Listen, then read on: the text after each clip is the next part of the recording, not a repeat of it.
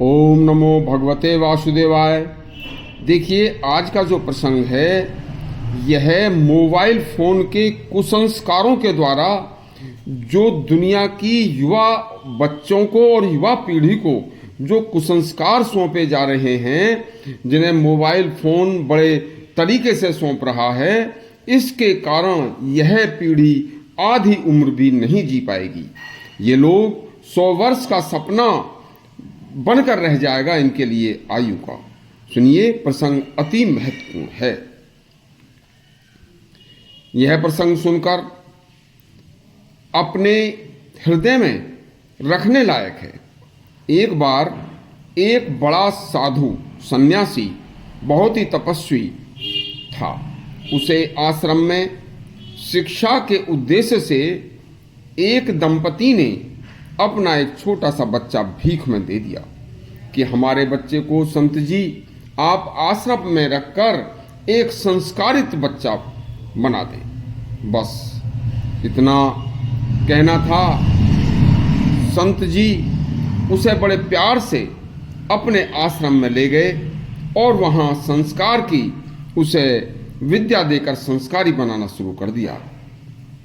माता पिता ने सोचा कि यह बच्चा अच्छा संस्कारवान बनकर संस्कार की सीख लेकर आगे चलकर हमारा नाम रोशन करेगा। संत के आश्रम में उस बच्चे की देखभाल सभी साधु संत व साध्वी स्त्रियां बड़े ढंग से करने लगीं। एक बार उस बच्चे ने बहुत भारी कुछ बोझा आसानी से उठा लिया था, तो संत ने उसका नाम वज्र कुमार रख दिया। बस बच्चे की अच्छी अच्छी आदतें देकर बच्चे को अच्छे अच्छे साहित्य, वेद, पुराण, शास्त्र और पूर्ण ब्रह्मचर्य के साथ साथ अच्छे कार्य करने के साथ साथ उसके दिलो दिमाग को पूर्ण रूप से संत जी ने संस्कारी बना दिया। तब एक दिन उसकी माता उसे लेने पहुंची तो साधु ने उसे अभी देने से मना कर दिया। तब माता ने बच्चे के लिए बड़े ही अच्छे अच्छे खेल खिलौने, स्वादिष्ट भोजन लेकर उसके सामने लेकर आई और उसने सोचा कि बच्चा इन्हें देखकर मेरे साथ आ जाएगा।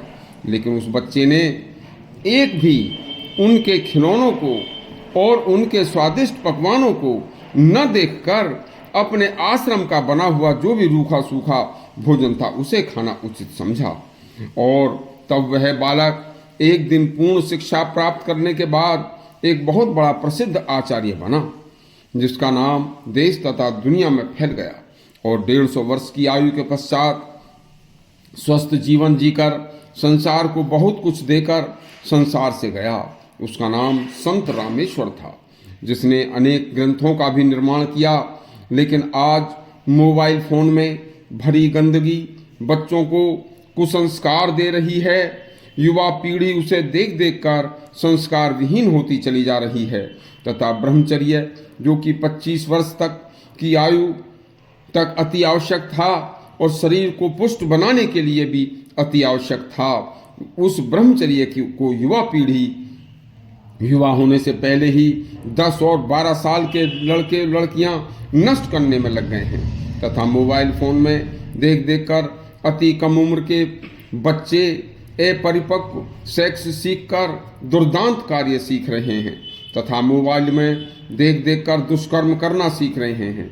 यदि यही हाल रहा तो मोबाइल से इस तरह की साइटों को नष्ट नहीं किया गया तो लड़के लड़कियां कभी जवान भी नहीं होंगी। जवानी नाम की कोई चीज वो देख भी नहीं पाएंगे।